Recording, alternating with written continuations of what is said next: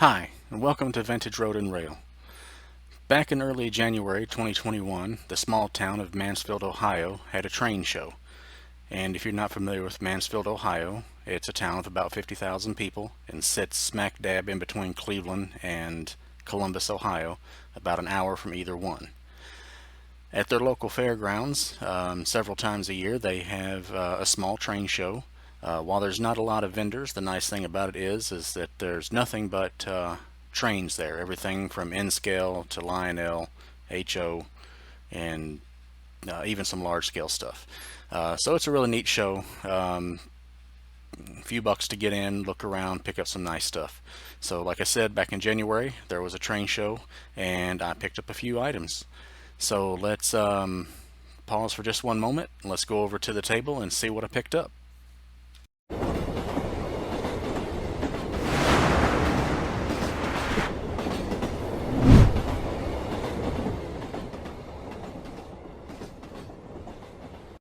Okay, so I've moved over to the table, and let's start with some of the loose cars and see what we got here. So the first thing we're going to start with is we got this Tyco Durango car. It's in really good shape.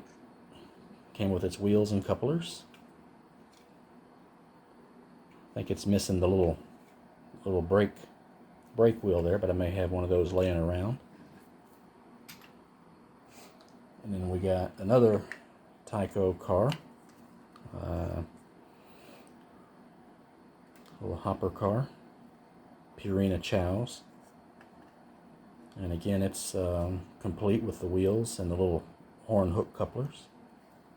Looks to be in pretty good shape. And it's also missing the brake wheel. But on these old 70s and 80s Tyco and Lifelike type cars, I don't know if anybody really worries too much about that. Then we've got a Lifelike car. This is Maine Potatoes, also complete. The wheels, horn hook couplers. Looks like it could use a bit of a clean, but otherwise looks to be in great shape. Then we got what I believe is another Lifelike car. It's a Dole car. Again, complete with wheels and everything. And I can't tell that this ever had I don't see a place for a brake wheel, so I don't know if that one ever had it or not. And I believe this Dole car used to come with one of those sets that they put out some time back that were for grocery stores and whatnot. So next up, we got some Tyco cars coming. We've got a Union 76 tank car. Looks like it's got a bit of a scuffing there. I don't know if that's just the paint scuffed or if it's something that'll clean off. Looks to be in pretty good shape. Has the ladders and has this little wire that goes all the way around. I guess it's supposed to represent like a handhold. And then we got a couple more hoppers. Tyco, Union Pacific, complete. It's pretty dirty, needs a good cleaning though. And then got another hopper, a Virginian. And most of these seem to be missing the brake wheels. I guess that's pretty common on something that old. But I'm not going to worry too much about it. I'm pretty sure if one wanted to, you could pick up a bunch of brake wheels pretty cheap off eBay or somewhere. So this one's pretty dirty also on the inside, but it is complete and looks pretty good. On that Virginian car, I think I've probably got several of those laying around, but I pick them up because they're usually a couple of bucks. So, got this Planter's car. Now it's missing the couplers, and I don't know if someone felt that the wheels were rubbing, but you can see where they have rubbed off the gold, and on the top the gold seems to be flaking. So, but it's the only one I've got, so it's going to have to do until I get another one. I can easily replace these trucks, you know, from just some old junk Tyco car that there's a zillion and a half of. And if I wanted, I could probably repaint this gold, but it wouldn't look quite the same. But for the most part, it's in pretty good shape. Just that roof is a little flaky. That's pretty common with that sort of stuff from that time frame. Alright, so now we have a Bachmann car. Powerhouse. Looks to be in pretty good shape, but it's missing the wheels here and a full truck here. But again, it should be pretty easy to come across a couple of trucks for that. If all else fails, just find a Bachmann car that they made a zillion of and just sacrifice it.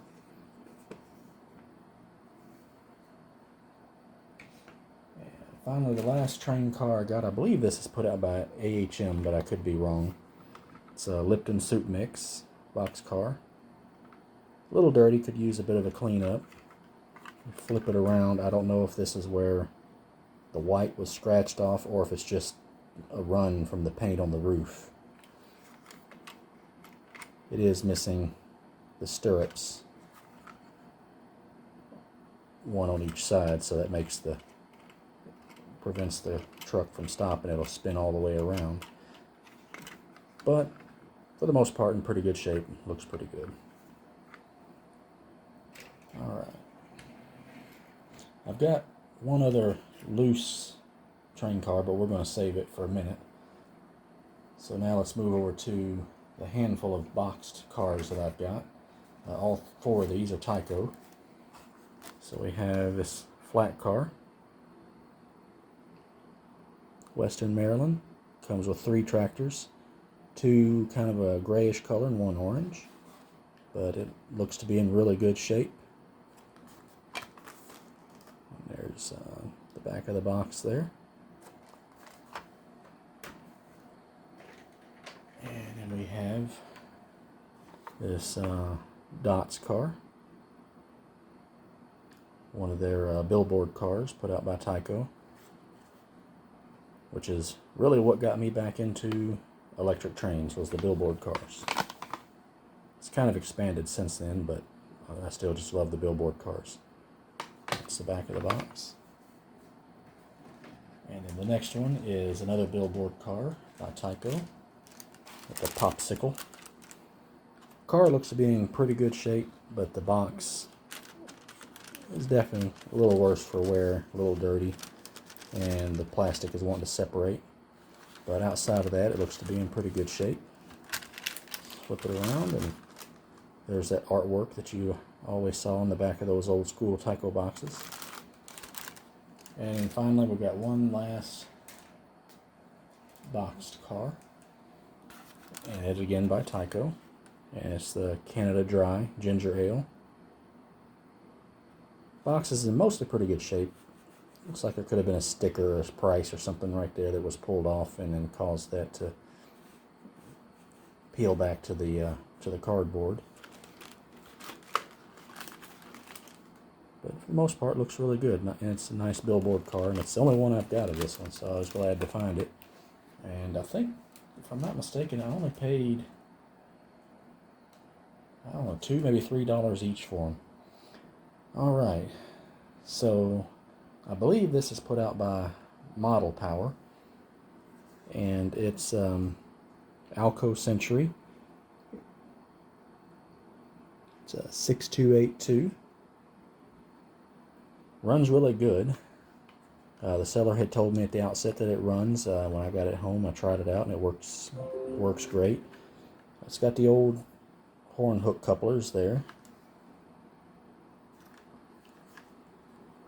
It does pull really well. Runs pretty smoothly, and it's not too loud. And sitting next to it, I don't know if whoever the seller got this from had this little caboose sitting next to it. I have no clue who makes it. The little roof likes to pop off of it, so I may want to put a little dotted glue or two on the inside to hold it in. And the You can hear the little metal weight in there is popping around. So I'm not sure who makes it. My eyesight ain't quite good enough to make out if that tells the manufacturer. But, it works. I just wish that the coupler was not missing on this side, because I prefer to have this being the part facing the train and this facing away, but unfortunately I have to run it this way. But I went ahead and picked it up because it matches that engine. And finally, the last thing I picked up is this beauty. It almost doesn't want to fit in the frame. Now the handrails are coming loose. There's a piece missing here, and all of this is missing, and this is half missing, but it's complete on this side. I forget what this is. It's a Union Pacific. I want to say a DX440, but I won't swear to it, and if I'd had some good sense I would have looked it up before I made the video. But it does run pretty good. It did not like the 15-inch track that I had, and it's only so-so about the 18-inch radius curves that I've got, so preferably would want to run something this big on something with at least 22-inch radius curves. Like I said, it does handle the 18-inch radius curves, but if you go too fast, it'll derail. But really, I just couldn't pass it up. I think it's like $15 too. It wasn't bad. See if I can patch up these rails. I can glue this part in, and maybe I'll see if I can sacrifice this to repair this spot, and that'll make it look a little better. And I don't know if anybody will even notice these back rails are missing. So anyway, this is my haul from the Mansfield train show. If you're in Ohio, it's certainly worth a look. If you're in Cleveland or Columbus, it's only about an hour away.